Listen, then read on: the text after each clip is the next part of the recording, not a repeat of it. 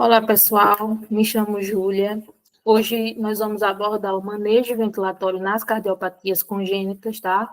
Um tema extremamente relevante na nossa prática clínica. Vamos entender como é que ocorre a interação entre o coração e o pulmão e como podemos otimizar a ventilação desses pacientes. A gente começa falando que as cardiopatias congênitas, elas são defeitos estruturais do coração, presentes desde a vida fetal e detectáveis ao nascimento, mas a gente tem visto cada vez mais uma crescente de diagnósticos ainda na primeira infância, né? Representam cerca de 30% das malformações congênitas, tem uma incidência de 9,4 casos por 1.000 nascidos vivos, responsáveis por 10 a 15% dos óbitos infantis. O diagnóstico e a intervenção precoce são fundamentais para reduzir mortalidade e melhorar o prognóstico. Então, agora que a gente viu, né, a importância epidemiológica, a gente precisa relembrar como é que acontece a circulação fetal, tá? Essa circulação fetal, ela tem mecanismos únicos para manter uma oxigenação adequada, já que nesse momento a gente não tem um pulmão funcionante, tá? Então, ela inicia-se ali na placenta, uma região extremamente vascularizada, passa pela veia umbilical, chega no fígado, nutre esse fígado e a gente encontra o primeiro desvio da circulação fetal, chamado de ducto venoso, tá? Esse ducto venoso, ele vai conectar veia umbilical à veia cava inferior. Chegando aqui na veia cava inferior, ele passa para o átrio direito. Normalmente, esse sangue seguiria do átrio direito para o ventrículo direito. Mas aí eu encontro o segundo desvio da circulação fetal, chamado de forame oval. Esse forame oval, ele comunica átrio direito com átrio esquerdo, desviando o sangue desses pulmões. Esses pulmões, eles estão recobertos de líquidos, então eles não fazem troca gasosa ainda. Esse sangue, ele precisa ser desviado.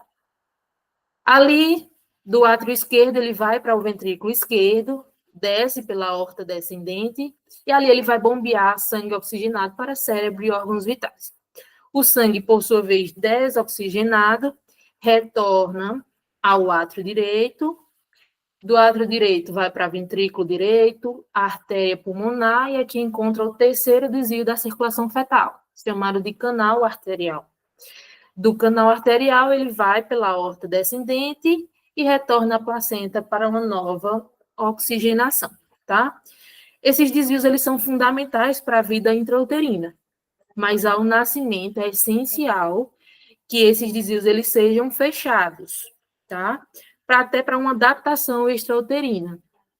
Então, após o nascimento, esses desvios, eles tendem a se fechar e, por alguma razão, caso não se feche, é onde ocorrem as patologias. Desde 2014, foi instituído o teste do coraçãozinho, tá? Que nada mais é do que um exame de rastreio neonatal capaz de identificar precocemente doenças metabólicas e genéticas dos recém-nascidos. Então, é um teste que ele é realizado entre 24 e 48 horas de vida, tá? Desses recém-nascidos, e ele consiste em aferir a oximetria de pulso, é colocado na mão direita e em um dos pés. Se essa saturação ela der menor ou igual a 89%, o teste é positivo e aí é necessário fazer uma avaliação com o cardiologista, exame clínico, cardiograma, até para a gente esclarecer se há ou não um diagnóstico de cardiopatia. Se essa saturação ficar entre 90 e 94, teste também positivo, tá? Então é necessário esclarecimento e diagnóstico. E se essa saturação ficar maior ou igual a 95, teste negativo, segmento normal de rotina neonatal. As cardiopatias congênitas, elas são classificadas quanto ao fluxo de sangue pulmonar, hiperfluxo pulmonar, quando eu tenho grande quantidade de fluxo, hipofluxo pulmonar, quando eu tenho pouca quantidade de fluxo, e normofluxo, quando esse fluxo ele não é alterado. E quanto à ocorrência de cianose? Cianogênica, quando eu tenho presença de cianose, e a cianogênica, quando eu não tenho presença de cianose. As patologias com hiperfluxo, elas vão cursar com algumas características.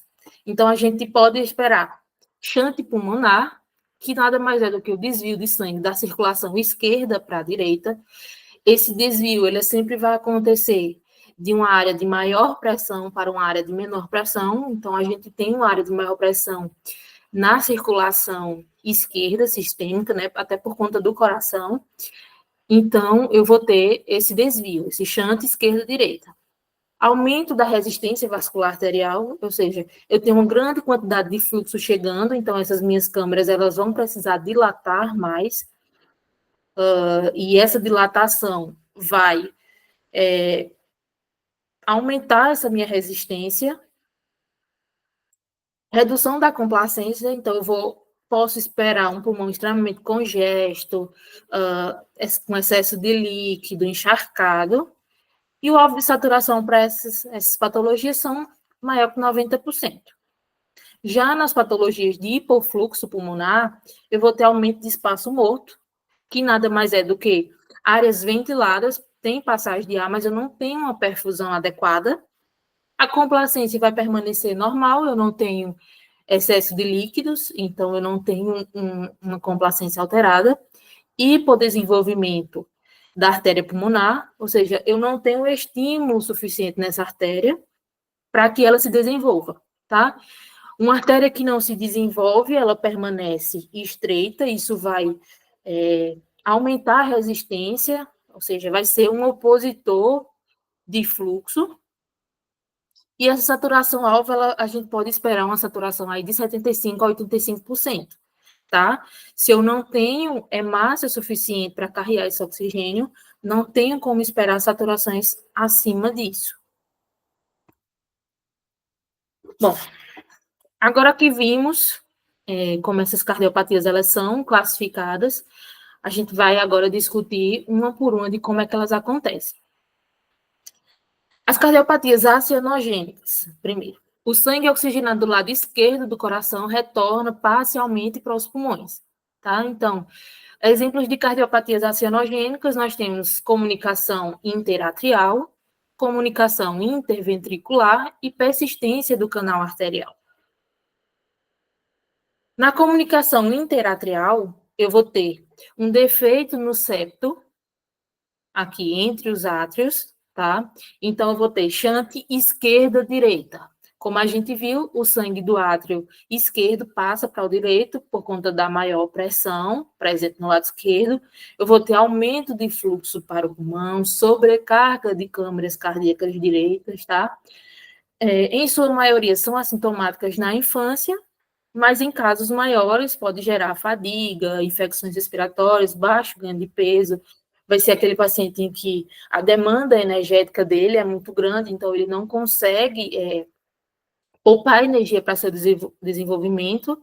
Sinais tardios de insuficiência cardíaca direita, tá? Comunicação interatrial. Comunicação interventricular, ou seja, entre os ventrículos eu tenho uma má formação, algo que permitiu que não fechasse essas câmaras cardíacas.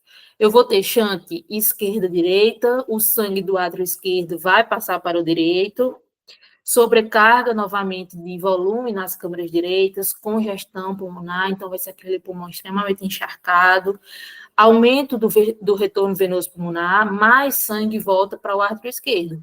Uma vez que aqui já tem uma grande quantidade de sangue, uma vez que mais sangue do ventrículo esquerdo entra, esse sangue que vai retornar para o átrio esquerdo, ele vai em grande quantidade.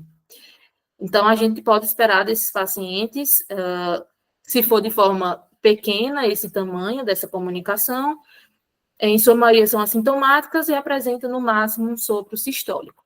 Se for uma CIV grande, aí a gente pode esperar um ataque de apneia, sudorese, dificuldade para ganhar peso, infecções respiratórias frequentes. Persistência do canal arterial. A gente viu que esse canal arterial, durante a vida intrauterina, ele é normal que ele fique aberto, até para que ocorra essa oxigenação adequada. No entanto, ao nascimento, esse canal ele precisa ser fechado. Então, se há uma persistência desse canal arterial, o sangue flui da artéria aorta para a artéria pulmonar. E aí eu vou sobrecarregar volume no átrio e ventrículo esquerdo, risco de edema pulmonar e insuficiência cardíaca, tá? Quadro clínico: dispneia, dificuldade em ganho de peso e sudorese. Agora a gente entra nas cardiopatias cianogênicas, onde eu vou ter mistura de sangue venoso com sangue arterial, tá? Exemplo delas: tetralogia de Fallot, muito conhecida, transposição dos grandes vasos, atresia pulmonar, defeito no septo atrioventricular. Na tetralogia de Fallot, eu vou ter alterações de 4 componentes, tá? Comunicação interventricular, então eu vou ter uma abertura entre ventrículos, hipertrofia do ventrículo direito, esse ventrículo ele trabalha muito, então ele passa a gerar uma hipertrofia, destroposição da aorta, ou seja, ela troca de lugar, e estenose de saída do ventrículo direito, tá? Então, esse meu ventrículo direito, em sua saída, ele vai ser mais fechado, vai ter uma estenose. Como eu tenho essa estenose presente, o sangue desoxigenado do ventrículo direito passa para a aorta devido à obstrução do fluxo pulmonar. Então, a gente esperaria que esse sangue ele viesse aqui pela artéria pulmonar, mas aí ele vai passar pela aorta, porque ele não consegue passar por essa via. Então, ele vai buscar a via de acesso possível, e aí vai para a aorta. Resultado, shunt direita e esquerda. Menor fluxo pulmonar, não tem oxigênio suficiente, hipoxemia e cianose, tá? A gravidade, ela vai depender do grau de estenose pulmonar. Transposição de grandes artérias é uma alteração bem grande, bem importante, tá? Com repercussões bem extensas. Nossa circulação normal acontece em série, tá? Ela vai do ventrículo direito para os pulmões e do ventrículo esquerdo para a aorta.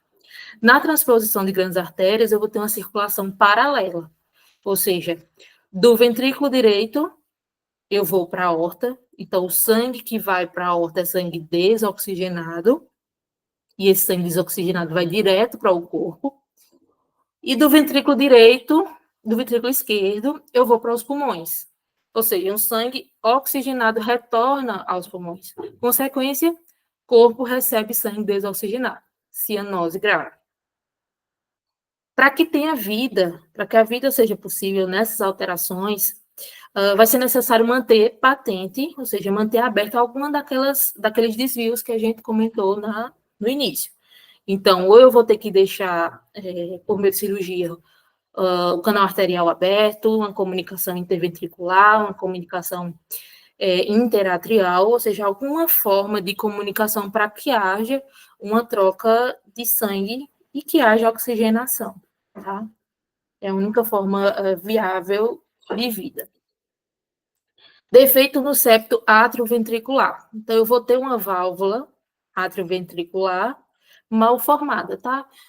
A maioria dos pacientes com síndrome de Down cursam com essa alteração, tá? Então, eu vou ter shunt direita, esquerda, sobrecarga de volume nas câmaras cardíacas direitas, aumento do fluxo pulmonar, é aquilo tudo que a gente já viu, né? Grande quantidade de fluxo, sobrecarga, congestão, risco de hipertensão pulmonar, tá? Quadro clínico que a gente espera: insuficiência cardíaca congestiva, dispneia, taquipneia, sudorese, baixo ganho de peso ponderal. E agora que a gente viu, né, como é que acontece cada cardiopatia, vamos entrar diretamente na ventilação, né? Como essa ventilação ela interfere na circulação. Durante uma inspiração, o tórax se expande e essa pressão pleural ela torna-se mais negativa. Isso aqui, fisiologicamente, em ambiente, como é que acontece, né? Então, tórax se expande durante a inspiração, pressão pleural fica mais negativa, aumenta retorno venoso, ou seja, mais sangue vai chegar ao ventrículo direito, diminui pós-carga, porque esse ventrículo direito ejeta para o pulmão com menos esforço. Isso seria o fisiológico, né? A gente em ar ambiente. Diferentemente de quando ocorre, quando esse paciente está em pressão positiva, tá?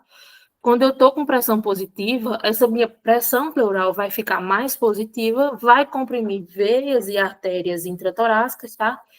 Diferentemente do anterior, vai diminuir retorno venoso, ou seja, eu vou ter menos sangue chegando. O ventrículo direito ele vai precisar bombear contra uma maior resistência, aumentando a pós-carga, e isso vai diminuir o meu débito cardíaco. Então, eu preciso escolher bem qual vai ser a conduta tomada nesse meu paciente, porque a pressão positiva, ela já, por si só, já tem grandes repercussões naquele meu coração. Então, vamos lá para o manejo ventilatório, tá? Nas cardiopatias com hiperfluxo pulmonar, qual seria o nosso objetivo? Aumentar a resistência vascular pulmonar. Então, se eu aumento essa resistência, se eu comprimo mais veias, artérias, o meu fluxo ele vai ser reduzido, ele vai precisar de um maior esforço para passar. E é isso que a gente quer nas patologias com hiperfluxo, reduzir essa quantidade de fluxo, tá? Então, a minha PEP, pressão positiva no final da expiração, ela deve ser de moderada a alta, tá? Eu vou aumentar a resistência vascular pulmonar, reduzir o shunt, então, uma PEP mais alta aumenta, sobredistende esse alvéolo, e aí comprime veias e artérias capilares, e aí aumenta essa resistência. Uma FiO2, né, uma fração inspirada de oxigênio. Quantidade de oxigênio nesse paciente tem que ser baixa. Baixa quantidade de oxigênio vai fazer vasoconstricção pulmonar, ou seja, menos fluxo para aquele pulmão, mais benéfico vai ser para esse paciente. Frequência respiratória, ela deve ser levemente aumentada, uma vez que a gente tem como efeito fisiológico a hipocapnia, aumenta a resistência vascular pulmonar. Então, esses vasos, eles vão se contrair, aumentando mais resistência, menos fluxo vai entrar nesse pulmão, tá? Já nas cardiopatias com hiperfluxo pulmonar, o meu objetivo vai ser o contrário, eu vou querer reduzir essa resistência vascular pulmonar a fim de que mais fluxo passe nessa minha artéria. Então, objetivo, favorecer fluxo pulmonar, reduzindo resistência vascular pulmonar. PEPs mais baixas, porque uma resistência vascular preservada vai melhorar o enchimento capilar, o enchimento ventricular. FiO2 de moderada a alta, tá? Essa fração inspirada de oxigênio mais alta vai vasodilatar a minha câmara cardíaca, tá? E aí vai entrar mais fluxo. Frequência respiratória, não hiperventilar, tá? A gente evita hipocapnia e vasoconstricção, é o que a gente não quer. Na verdade, a gente quer uma vasodilatação, tá? Quanto maior essa minha artéria, esses meus vasos, mais sangue vai passar, menos hipofluxo esse meu paciente vai ter. Aqui eu coloquei um caso clínico, tá? Para a gente discutir e entender como é que isso acontece na prática clínica, tá? O paciente é um recém-nascido a termo, com diagnóstico de defeito no septo atrioventricular, apresenta cianose intensa, sinais de desconforto respiratório nas primeiras horas de vida, saturação 75%, mesmo em O2 suplementar, submetido à intubação orotraqueal e encaminhado para a UTI neonatal. Foi realizada uma gasometria e foi visto um pH de 7,31, uma PCO2 de 55. Na ventilação mecânica, os parâmetros, ele está em modo PCV, pressão controlada, com a pressão de controle de 20, uma PEP de 3, um FiO2 de 45% e uma frequência respiratória de 30%. Quando a gente se depara com um paciente cardiopata, né, com cardiopatia congênita, a gente tem que se fazer 3 perguntas. Com essas 3 perguntas, a gente consegue ventilar qualquer paciente, seja qualquer uma alteração que se for observada, mas é preciso que a gente se pergunte essas 3 perguntas. É uma patologia de hiperfluxo ou hipofluxo? É uma patologia cianogênica ou acianogênica? Qual é o estado da resistência vascular pulmonar nesse paciente? Então, se a gente fala de um defeito no septo atrioventricular, a gente vai ter um hiperfluxo ou hipofluxo. É uma patologia de hiperfluxo, ou seja, tem uma grande quantidade de fluxo nessas câmaras cardíacas, pulmões congestos. tá? Cianogênica ou acianogênica? É uma patologia acianogênica. Então, eu posso esperar uma saturação de oxigênio mais alta. O ideal é que esteja mais alta. Qual é o estado da resistência vascular pulmonar? Essa resistência ela vai estar baixa. Eu não tenho uma resistência suficiente para permitir que esse fluxo não chegue em grande quantidade. Então, essa resistência ela vai ser mais baixa. E aí, vamos olhar o que é que a gente pode otimizar, como é que ficaria esses parâmetros. Um modo pressão controlada, ok, pode ser ventilado a volume ou a pressão, não tem uma superioridade entre os modos na neonatologia. Pressão de controle, uma pressão de controle de 20, está correto, tá? O ideal é que que a gente mantenha uma pressão mais alta, né, a fim de aumentar a pressão intratorácica, aumentar a resistência vascular arterial e aí diminuir o fluxo. Uma PEP de 3, então aqui a gente já poderia otimizar essa PEP para uma PEP mais alta, tá? A gente quer realmente que esses alvéolos se preencham de ar e aí comprima veias e capilares, isso vai favorecer a redução do fluxo pulmonar. Uma FO2 mais baixa, tá? O alvo de saturação tem que ser titulado para 90, 92, 96, a gente vai tolerar aí uma saturação mais perto da normalidade, né? Porque é uma patologia acianogênica, então essa FO2 realmente tem que ser titulada para chegar nessa saturação alvo. Frequência respiratória em 30, a gente consegue aumentar, mas essa frequência respiratória vai favorecer esse paciente, tá? Gerando uma hipocapnia, evitando uma hipocapnia, e aí aumentando essa resistência vascular pulmonar, favorecendo aí o pulmão desse paciente. Então, o grande desafio nesses pacientes vai ser a gente equilibrar o coração e o pulmão, tá? Tem que ser realizado de forma individualizada, então cada paciente ele vai ser um caso. Temos que entender da fisiopatologia, né? Se fazer essas 3 perguntas, para entender como é que ocorre, o que é que a gente pode esperar desse pulmão nesse paciente e um ajuste individual. Assim a gente vai conseguir reduzir complicações, diminuir mortalidade e dar uma melhor sobrevida a esses pacientes. Muito obrigada. Espero que vocês tenham aproveitado a palestra, que tenham entendido, que tenham somado na vida de vocês. Estou à disposição e até logo.